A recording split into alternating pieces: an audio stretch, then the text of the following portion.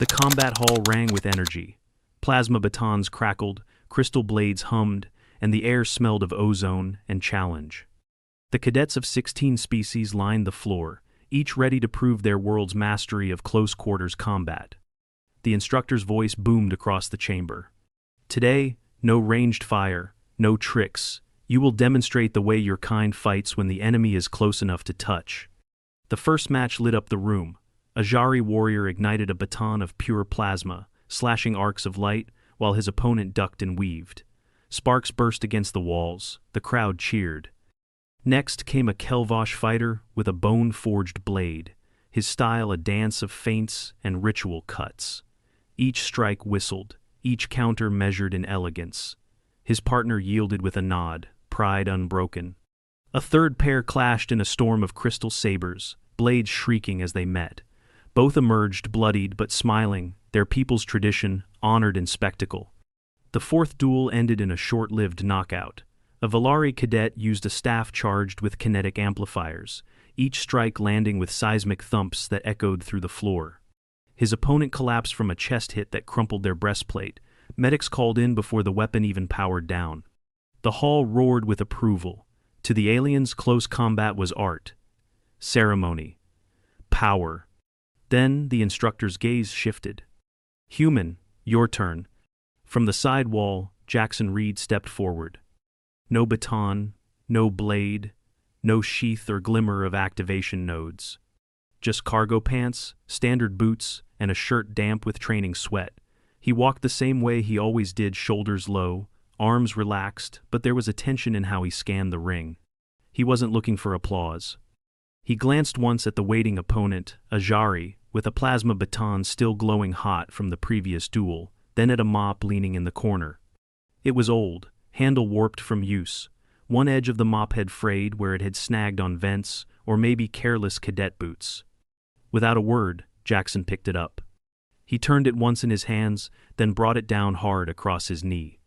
The wooden shaft cracked with a loud snap. One half spun across the floor, the other he kept, then split again into two jagged sticks.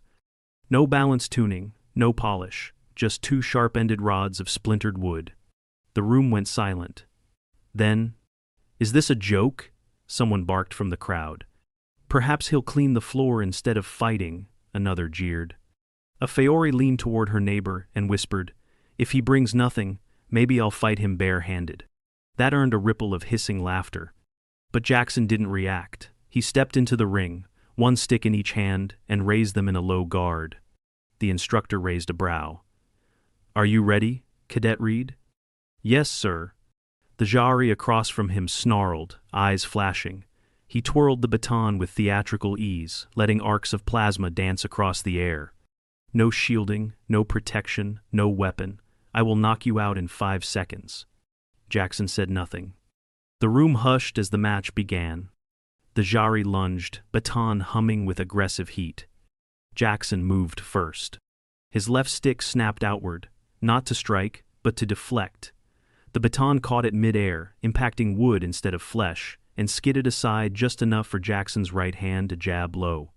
The sharp edge of the stick drove into the Jari's knee joint, not enough to penetrate, but enough to buckle the stance.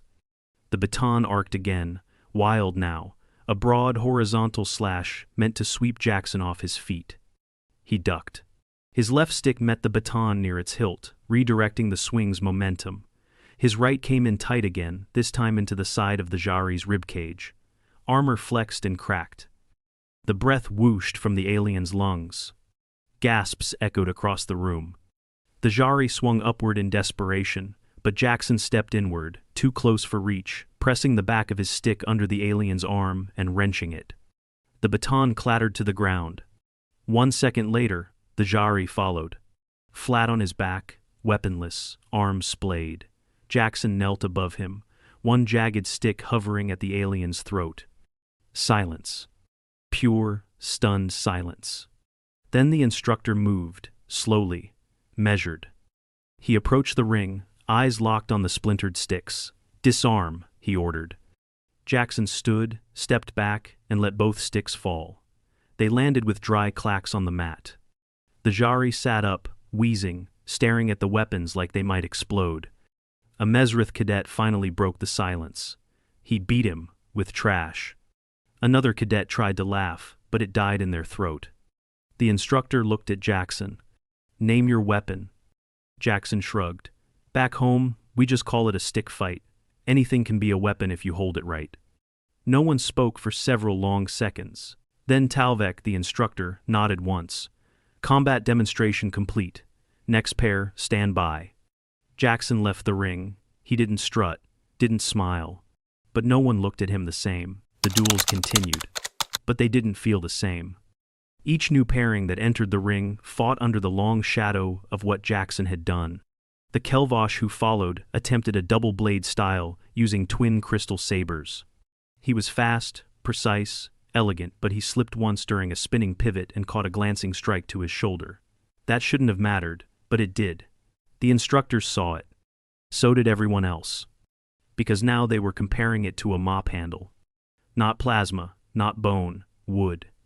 At the far end of the room, Jari sat on a bench, his chest plate unfastened as he wheezed in slow intervals. A medic hovered nearby, scanning his ribs.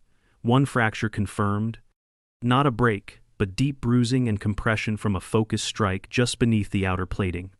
"He didn't even break stride," the Jari muttered. "It wasn't force, it was placement." The medic adjusted a stim patch near his side. "You'll need rest, 7 days minimum, no combat drills. Keep the patch on. We're monitoring fluid retention around the bone." "It was wood." "Yes," the medic replied, "but wood moving at speed can be worse than steel, depending on angle and entry point." On the far wall, a Faori cadet Ven watched the next duel with arms folded and eyes narrow. He hadn't laughed earlier, he'd simply filed it away, quietly. He turned now and walked toward the storage rack, where practice weapons were hung in neat symmetrical rows. Plasma blades, electric rods, sparring gauntlets, all standard issue. His eyes didn't stop there. In the corner, near the cleaning gear, a broom leaned against the supply terminal. A spare mop, its head recently removed, was lying next to it. It was nothing. It was janitorial gear. Ven picked it up. The wooden shaft felt lighter than expected, balanced poorly near the top. But it was the same species of hardwood used in the academy's flooring. Old, dry, but solid. He glanced at the ring, then at the broom, and broke it over his knee. It didn't go as planned. The first strike glanced off his thigh and sent a splinter into his palm. The second try bent the handle slightly, but didn't crack. The third finally did it, splitting the wood with a loud snap, but it left a jagged edge that caught against his uniform sleeve and tore the fabric open from wrist to elbow. The instructor turned. "Cadet Ven," Talvek said, voice sharp. "I request a trial match." "With what?" Ven raised the broken broom. Talvek stared. "You are not human." "I understand. Do you?" "I want to replicate his method, to understand the motion." Talvek exhaled slowly.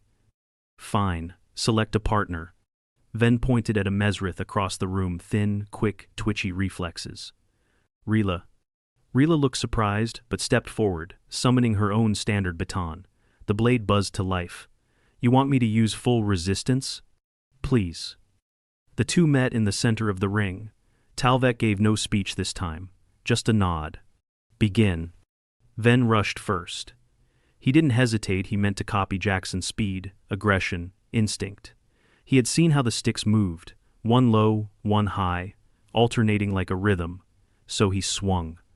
The first strike connected with the Mesrith's baton, not solid, but enough to vibrate back through the wood. He felt the force differently now. It wasn't like metal, it talked back. His follow-up jab missed, too wide. Rila ducked under and hit him in the ribs, with a light, non-lethal charge from her baton. Ven grunted and stepped back, recalibrated. He spun left, angled a strike low. It landed but too flat. It bounced off her hip armor without damage. The Mesrith pressed forward. Within 5 seconds, Ven's sticks were on the ground. One had shattered against her shoulder guard. The other rolled harmlessly away after a parried blow. She stood above him, baton leveled. "You're down." He exhaled. "I copied it exactly." "No," she said. "You mimicked it." Talvek stepped onto the mat and retrieved one of the fallen sticks. It was cracked lengthwise. He held it up. Reed's weapon didn't break. This did. It's the same material, Ven said. No, Talvek said simply. It's not the wood. It's the grip, the flow, the intent. The room fell silent again. A Mesrith cadet nearby spoke quietly. So, what are we looking at? Not the tools, not the strength. It's instinct? No, Talvek said again. It's worse than instinct. It's familiarity. Reed didn't use sticks because he wanted to prove a point. He used them because he knew exactly what they would do. Back in the dorm corridor, Reed sat on his bunk. His knee ached. Not a full injury. Just the edge of strain from the pressure point where he'd cracked the mop handle earlier. His fingers, too, felt raw. Splinters from the impact had driven into the base of his knuckle, and he'd spent 10 minutes pulling them out before the med scan. He had a bruise forming under his left rib from the first swing that connected. The plasma baton hadn't cut, but the force had bruised muscle. Deep tissue. Nothing broken, but he'd feel it when he tried to sleep. He hadn't told anyone. They wouldn't have understood. Fighting like that came with consequences. It wasn't about pride, it was necessity. You didn't walk away from a stick fight without splinters, bruises, or a pulled joint. And if you did, then you hadn't been fighting. His thumb popped when he flexed it. He'd rest it tomorrow. Later that evening, the lights dimmed across the hall, but a pair of Faerie cadets snuck quietly into the mop closet. They stared at the remaining tools. Should we try it? The other hesitated. You saw what happened to Ven. Still, if he can win with it. He lifted the mop, hefted it, then slowly started to grip it like Reed had. Out in the corridor, another cadet passed and stopped. He didn't say anything, but he looked at the mop, then the hands holding it, then back toward the training hall. It was spreading. Not fear. Uncertainty. Because if the human could turn that into a weapon, what else had they been ignoring? It was supposed to be a rest day. The Academy Combat Hall had been scheduled for self-directed routines, optional flexibility drills, and recovery training. Most cadets came in light gear, expecting a morning of slow-form work and tactical analysis videos. So when the doors locked behind them and the lights dimmed to a training-grade white, they realized something had changed.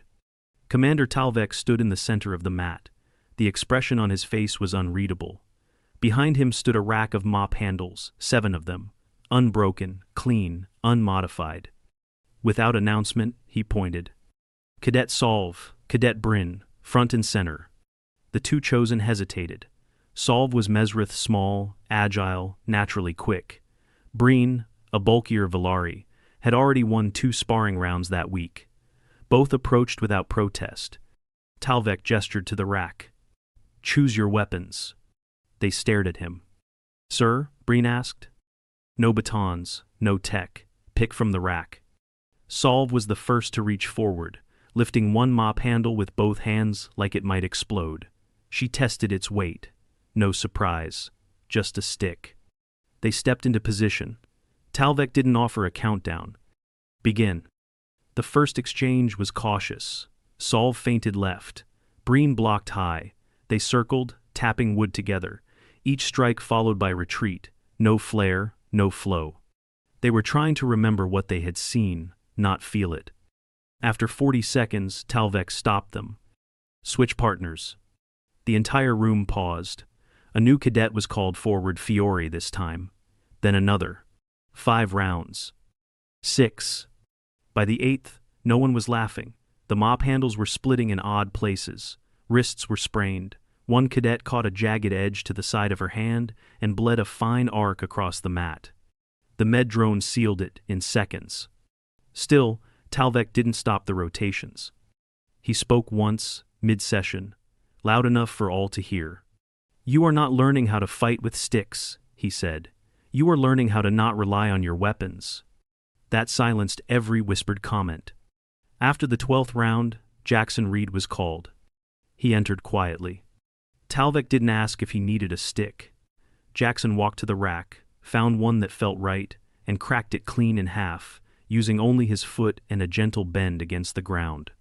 He didn't even look down. His opponent, a crystalline armored cadet from the Tyvarn belt.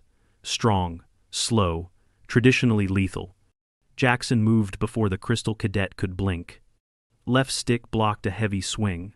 Right stick jabbed once center chest. Then again, hip. Then he pivoted behind, struck twice at the shoulder joint, and used the momentum to spin the cadet off balance. A light kick sealed the takedown. 8 seconds. The cadet rolled once and blinked up from the mat. Talvek called the match. No one cheered. Jackson offered a hand. The cadet took it. Talvek paced the line of observing students. Reed is not faster than you. He is not stronger than you. He has no biological edge, no cognitive implant. What he has is familiarity with chaos. He turned, voice hardening.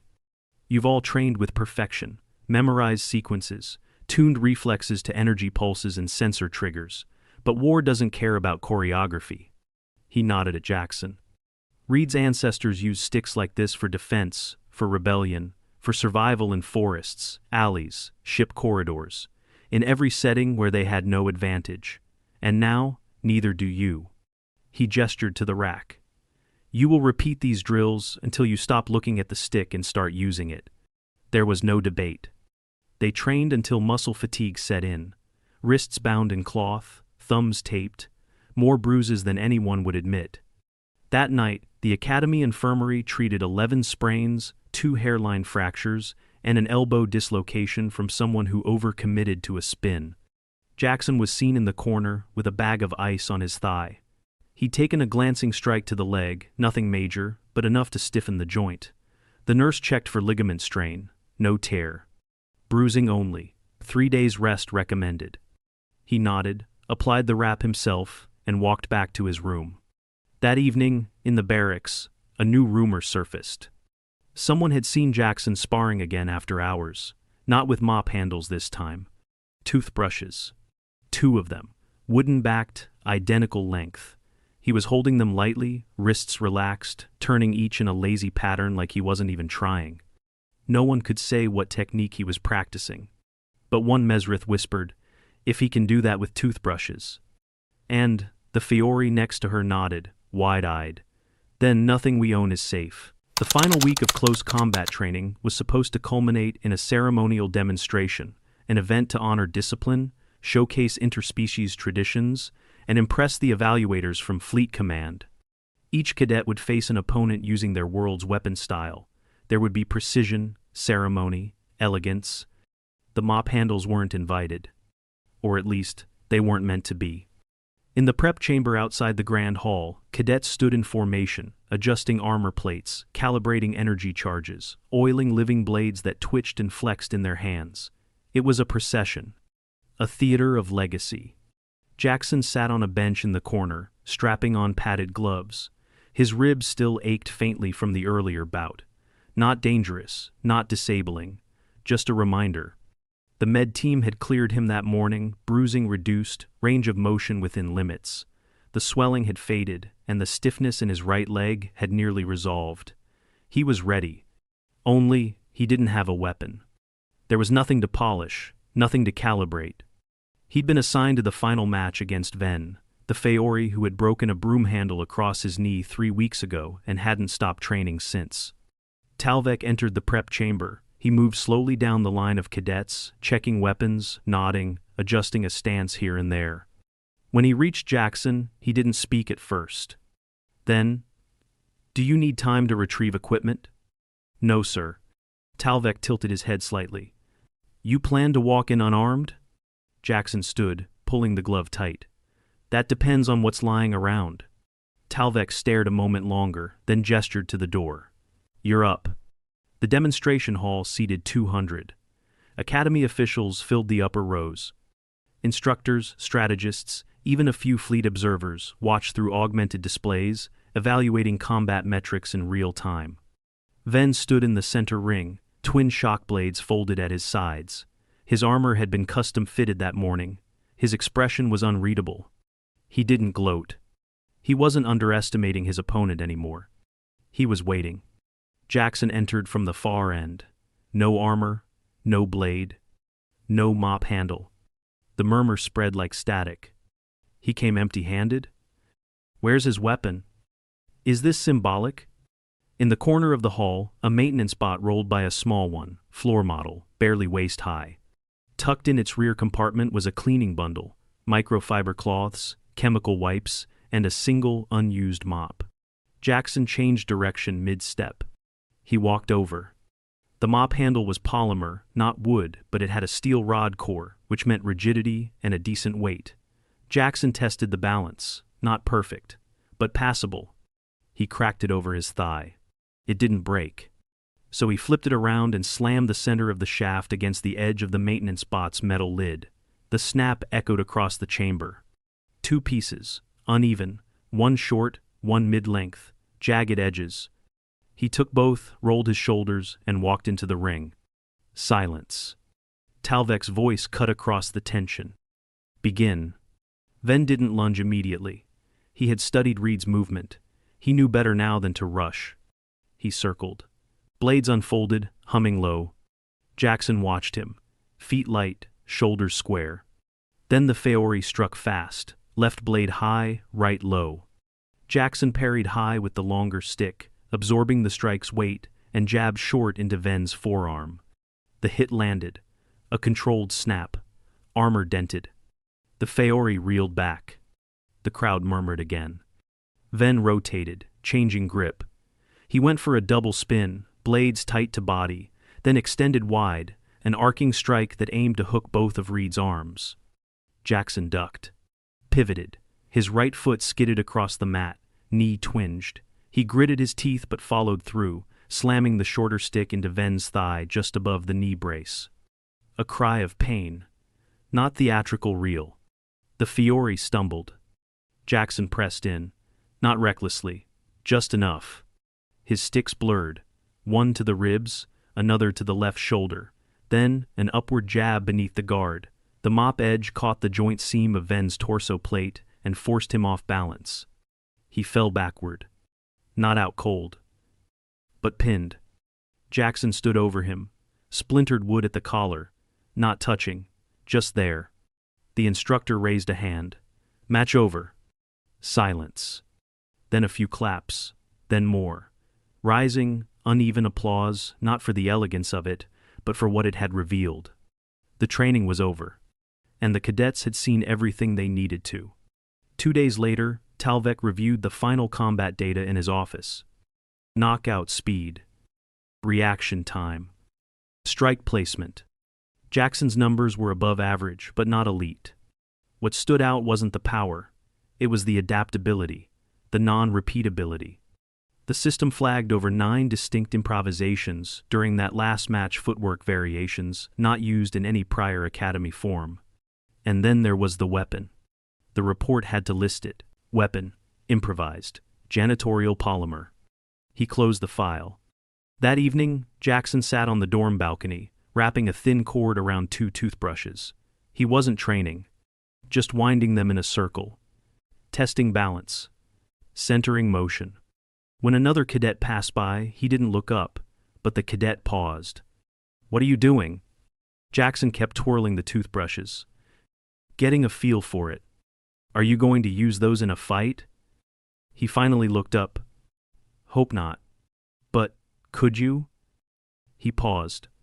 Thought for a second. Back home, he said, anything's a close combat weapon if you hold it right. The cadet didn't ask anything else.